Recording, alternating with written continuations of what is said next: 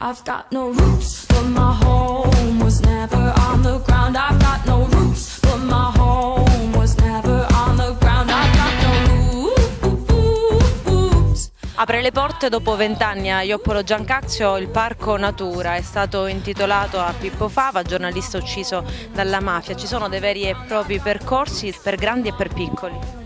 Esatto, finalmente siamo riusciti, diciamo, ad avere questo parco. Oggi ci hanno consegnato i locali e per noi è un onore intanto poter aprire un'attività commerciale all'interno del paese e in più essere intitolata, diciamo, avere una valenza antimafia proprio, diciamo, con il nome sia intitolata a Pippo Fava, che ricordiamo una vittima della mafia, sia 100 passi. Come vedete ci sono proprio i 100 passi disegnati per terra che segnavano la distanza che c'era proprio tra la casa di Peppino Impastato e il mafioso locale da cui poi è stato ucciso, e quindi per noi avere questo nome, diciamo, questa valenza antimafia è un vero e proprio onore. Quindi I bambini da che età si possono avvicinare a questi percorsi? Nei percorsi potranno iniziare da 1,30 m col percorso più piccolo che vedete qui alle mie spalle, mentre il percorso più grande sarà 1,40 m. Il percorso si fa con un'imbracatura, quindi la sicurezza è massima, c'è sempre una doppia sicurezza durante il percorso e un istruttore che seguirà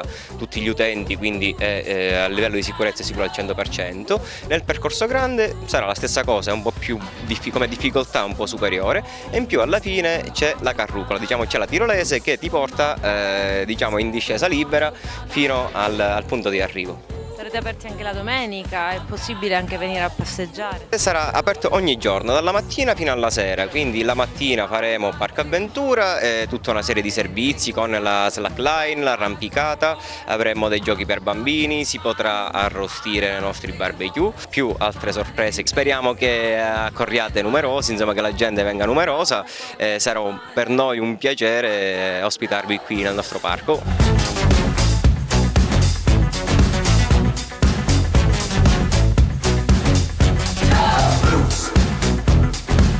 Come ti chiami e quanti anni hai? Da che scuola vieni?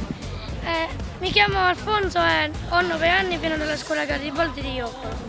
Come ti sembra questo parco qui a Ioppolo? È bello, bello. È difficile salire su questi giochi? Così, non è tanto difficile neanche, tanto facile. Come ti chiami e un giudizio su questo gioco? È la prima volta che lo facevi? Sì, mi chiamo Miriam ed è molto bello. Lo rifarai ancora? Sì.